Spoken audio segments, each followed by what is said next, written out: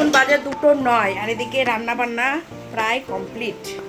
যা গরম পড়েছে আজকে, আর একটু বৃষ্টি হলো না। হ্যাঁ, এদিকে হচ্ছে খাসি রান্না করছে মা, আর দাদা স্নান করতে গেছে তো জানি না। আর এখানে হচ্ছে চিকেন, দেশি মুরগি, দেশি, এটা রান্না করছে বুনু। বুনুর এখন ঘেমে জল অবস্থা, যেন দেখানো যাবে না। এটা আবার খোলা কেন? দেবাঙ্কিতা, স্নান করতে হবে তো। হ্যাঁ, ফাঁকতালে তো বিশাল গেম খেলে মানে খেলে নিচ্ছিস। আরে তাকা, চল দাদা, যে স্নান হয়ে গেল দাদার, তুই এবার ঢুকবি।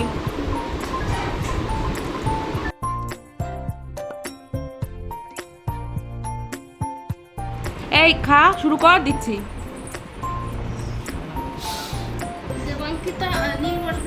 না, দুদিনের খাবার। কই দেখি দেখি টোলাটা, দেখি টোলাটা। আবার কবে আসবি? হ্যাঁ রে,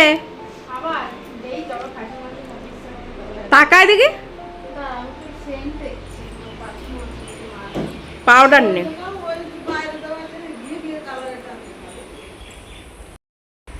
আমার বর চলে গেছে খেয়ে দে, বোনরাও বেরিয়ে যাচ্ছে, আমি যাব সন্ধ্যাবেলা।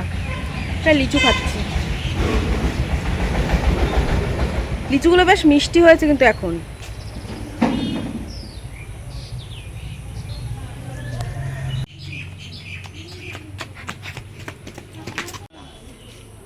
আমার মা তার বিয়ানের জন্য পদ্ম ফুল ছেড়ে দিয়ে পাঠাচ্ছে। বিয়ায় না বিয়ানের জন্য? বিয়ান। বিয়ান। আমার বিয়ান পদ্ম ফুল আমার গাছের ছবিতে দেখে আর আফসোস করে। একটু মানে অনেক বয়স হয়ে গেছে তো, আসতে পারে না এত দূরে জার্নি করে। না, একটু পদ্ম পাতা দিয়ে দিই, ভাত খাবে শ্বশুর।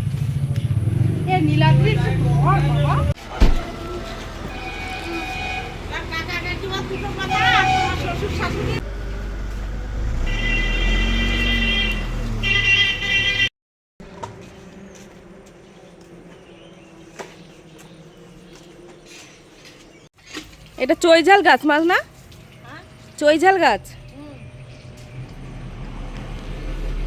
ওই উপরের দিকে বেশ মোটা মোটা পাতা, মানে ডাল। এই ভাগ এখান থেকে।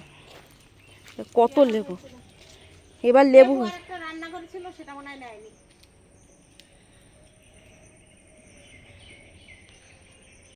তো বন্ধুরা, আমাদের বাড়ির পরিবেশ তোমাদের কেমন লাগে কমেন্টে কিন্তু অবশ্যই জানাবে। হ্যাঁ, চারিদিকে সবুজ, কত ভালো লাগছে দেখতে বলো তো।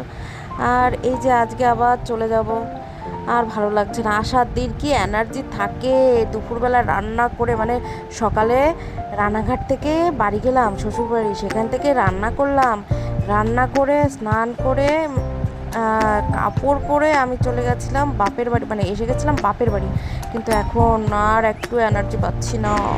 শুভ সন্ধ্যা বন্ধুরা, এই তো এখনই বাড়ি চলে যাব। ষষ্ঠী খাওয়া হয়ে গেল, 2 দিন ধরে ষষ্ঠী খাচ্ছি অনেক আনন্দ করে, মজা করে।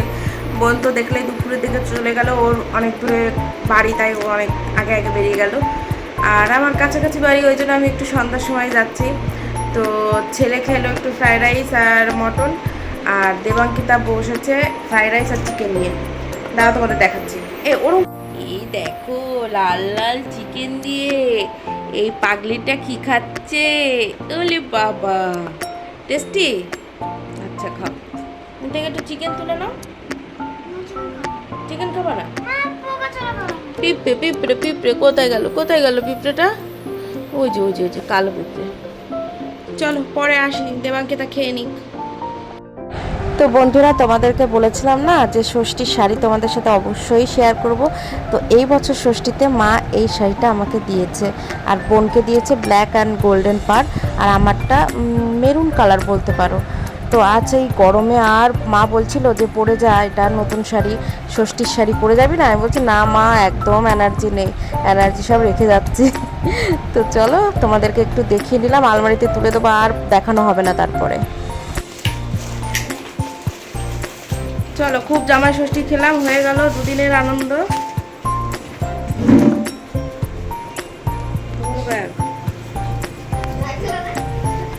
যে প্যাকিং করে আবার গুছিয়ে নিয়ে যাচ্ছি, নিজেরা খেয়ে যাচ্ছি, শ্বশুর শাশুড়ির জন্য নিয়ে যাচ্ছি, বোনও নিয়ে গেল, আমিও নিয়ে যাচ্ছি। ওরা বাড়িতে ষষ্ঠী খাবে না? হ্যাঁ। ওমা তুমি রেখেছো তো কি তোমার মাংস টাংস একটু? আমার ওই যেটুকু আছে ওটা কালকের জন্য রেখে দিয়েছি। ঠিক আছে, আর এই চানাচুর আমি পরে দেওয়ার ভিতরে পাঠাবো। হ্যাঁ? সে দেখা যাবে তুমি। এখন আমি খেয়ে পারতেছি না কিছু করতে।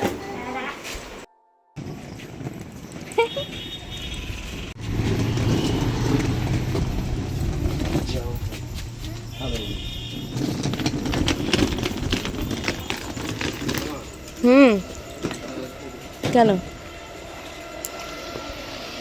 মা